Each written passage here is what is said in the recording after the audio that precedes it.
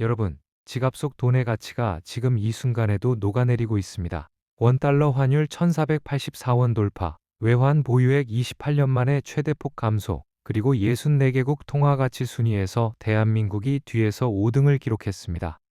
이것이 의미하는 바는 명확합니다. 우리가 열심히 벌어온 대한민국 원화가 지금 전 세계에서 아르헨티나와 터키 다음으로 가치 없는 화폐가 되어가고 있다는 것입니다. 1998년 IMF 외환위기, 2008년 글로벌 금융위기, 역사는 반복됩니다. 그리고 그 세 번째 경고음이 지금 2026년 1월에 다시 울리고 있습니다. 오늘은 정부와 언론이 숨기고 싶어하는 불편한 진실, 여러분의 자산을 지키기 위해 반드시 알아야 할 5가지 위기 신호를 하나씩 분석해 드리겠습니다. 국제결제은행 BIS가 발표한 최신 데이터를 살펴보겠습니다. 2026년 1월 6일 기준 우리나라 원화의 명목 실효환율 지수가 86.58까지 떨어졌습니다. 이는 주요 64개국 중 60위에 해당하는 수치입니다. 우리보다 낮은 순위를 기록한 나라는 아르헨티나, 터키, 일본, 인도, 단 4나라뿐입니다. 명목 실효환율이란 무엇일까요? 쉽게 설명하자면 여러분이 해외에서 물건을 구매할 때 우리 돈 1만 원이 가지는 실질적인 구매력을 나타내는 지표입니다. 이 숫자가 떨어진다는 것은 같은 금액으로 살 수 있는 것이 점점 줄어든다는 의미입니다.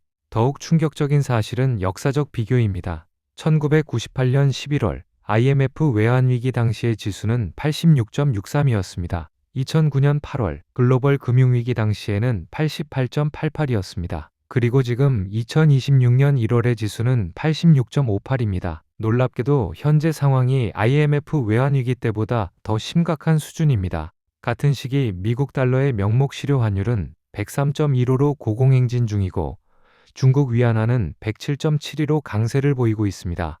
그 사이에서 한국 원화만 홀로 86점대로 추락하고 있는 것입니다. 이러한 원화 약세는 여러분의 일상생활에 직접적인 영향을 미칩니다. 수입 물가 폭등, 해외여행 비용 급증, 유학생 학비 부담 증가, 여러분의 지갑에서 돈이 빠져나가는 속도가 역대급으로 빨라지고 있는 상황입니다. 2025년 12월 한 달 동안 우리나라 외환 보유액의 변화를 살펴보겠습니다. 무려 26억 달러, 한화로 약 3조 8천억 원이 단 한 달 만에 감소했습니다. 이는 1997년 IMF 사태 이후 28년 만에 12월 기준으로 가장 큰 감소폭입니다. 여기서 주목해야 할 점이 있습니다. 통상적으로 12월은 기업들이 연말 결산을 진행하면서 달러를 한국은행에 예치하는 시기입니다. 따라서 외환 보유액이 증가하는 것이 정상적인 패턴입니다. 그런데 오히려 26억 달러나 감소했다는 것은 정부가 얼마나 강도 높게 환율 방어에 나섰는지를 보여주는 명확한 증거입니다. 실제로 2025년 12월 중순 원달러 환율은 1484원까지 급등했습니다. 정부는 심리적 마지노선인 1,500원 돌파를 막기 위해 보유하고 있던 달러를 대규모로 시장에 투입했습니다. 그 결과 환율은 연말에 1,439원으로 마감할 수 있었지만 그 대가로 28년 만에 최대 규모의 외환 보유액 감소를 기록하게 된 것입니다. 문제는 여기서 끝나지 않습니다. 2026년 1월은 에너지 수입 결제 대금으로 인해 달러 수요가 급증하는 달입니다. 석유와 천연가스 등 겨울철 에너지원 확보를 위한 달러 지출이 집중되는 시기인 것입니다. 그리고 올해는 여기에 추가로 2가지 구조적 문제가 더해지고 있습니다. 첫 번째 구조적 문제는 국민연금의 대규모 해외 투자입니다. 여러분의 노후 자금을 관리하는 국민연금이 현재 미국 주식시장에 막대한 자금을 투입하고 있습니다.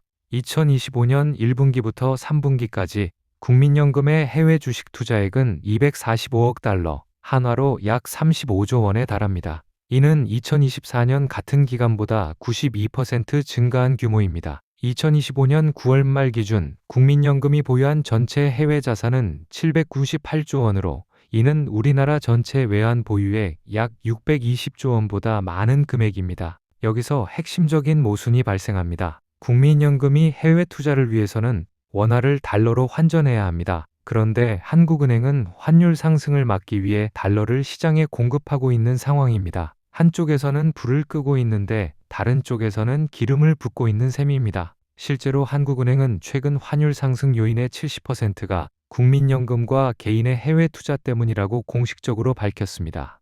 이창용 한국은행 총재가 직접 인정한 사실입니다. 두 번째 구조적 문제는 이른바 서학개미로 불리는 개인 투자자들의 미국 주식 투자 급증입니다. 2025년 말 기준 개인 투자자들의 해외 주식 투자 규모는 306조 원에 달합니다. 특히 2025년 10월과 11월 두 달 동안만 123억 달러, 약 18조 원이 해외로 유출되었습니다. 왜 이런 현상이 발생하는 걸까요? 국내 부동산 시장은 각종 규제로 투자가 어려운 상황이고 코스피는 4천선에서 정체되어 있습니다. 반면 미국 주식 시장은 테슬라, 엔비디아, 애플 같은 기업들이 지속적으로 상승하고 있습니다. 자연스럽게 투자 자금이 미국으로 몰리면서 달러 수요가 급증하고 이것이 환율 상승의 주요 원인이 되고 있는 것입니다.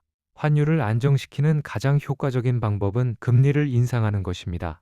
미국보다 높은 금리를 제공하면 자본이 국내로 유입되면서 환율 하락 압력이 생기기 때문입니다. 이론적으로는 매우 명쾌한 해결책입니다. 그러나 현실은 그렇게 단순하지 않습니다. 한국은행이 금리를 인상하지 못하는 이유는 대한민국의 가계부채 규모 때문입니다.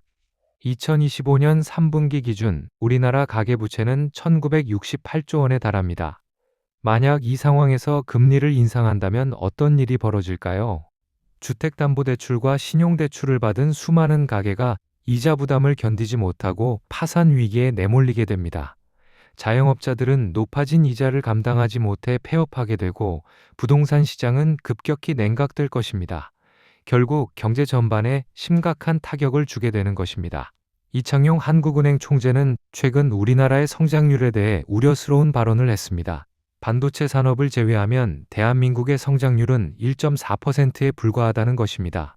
반도체 하나로 버티고 있는 경제 구조에서 금리 인상으로 경기를 더욱 위축시킬 수는 없는 상황입니다. 결국 한국은행은 최근 통화정책 방향 발표에서 금리 인하 기조라는 표현을 삭제했습니다. 이것이 의미하는 바는 명확합니다. 당분간 금리를 내릴 수 없으며 환율 방어가 최우선 과제라는 것입니다. 자영업자와 가계대출을 받은 국민들에게는 저금리 시대가 사실상 종료되었다는 선언인 셈입니다.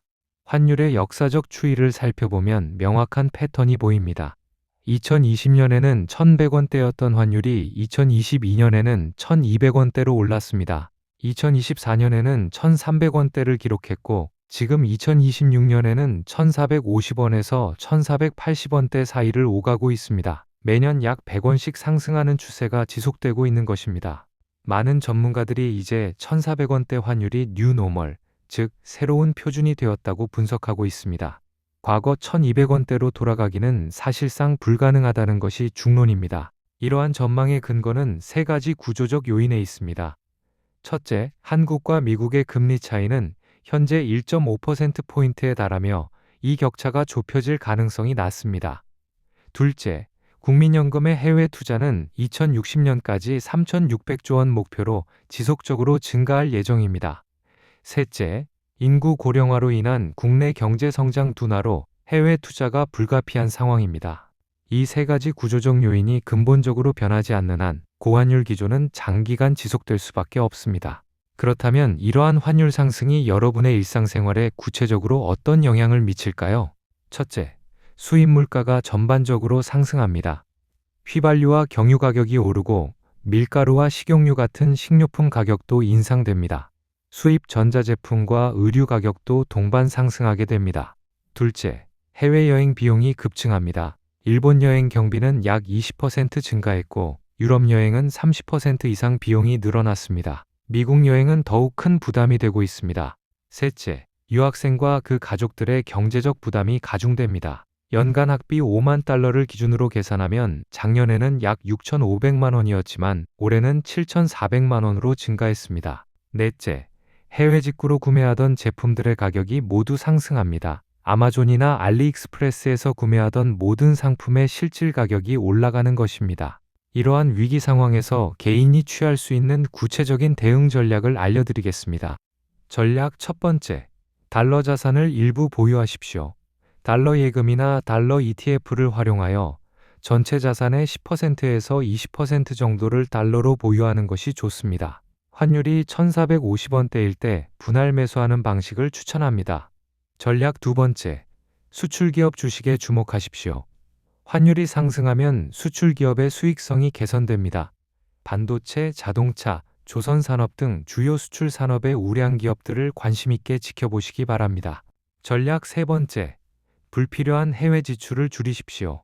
해외 직구는 정말 필요한 경우에만 하고 해외여행은 환율이 안정될 때까지 연기하는 것을 고려해 보시기 바랍니다. 또한 달러로 결제되는 각종 구독 서비스들을 재점검하여 꼭 필요한 것만 유지하시기 바랍니다. 역사는 반복된다고 했습니다.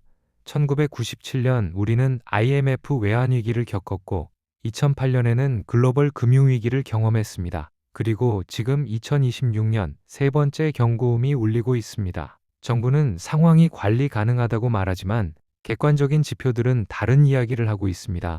외환 보유액은 28년 만에 최대 폭으로 감소했고 원화 가치는 64개국 중 60위를 기록했으며 국민연금과 개인 투자자들은 계속해서 달러를 매수하고 있습니다. 시장은 냉정합니다. 준비하지 않은 사람에게 위기는 재앙이 되지만 미리 준비한 사람에게는 기회가 될 수도 있습니다. 2026년 2월 초에 발표될 1월 외환 보유액 수치를 주의 깊게 지켜보시기 바랍니다. 환율이 1,450원 선을 유지하는지 아니면 1,500원을 돌파하는지 계속 관찰하십시오. 여러분의 자산을 지키는 것은 정부가 아닙니다. 바로 여러분 자신입니다. 2026년 준비된 사람만이 살아남을 수 있습니다. 지금부터라도 철저히 준비하시기 바랍니다. 감사합니다.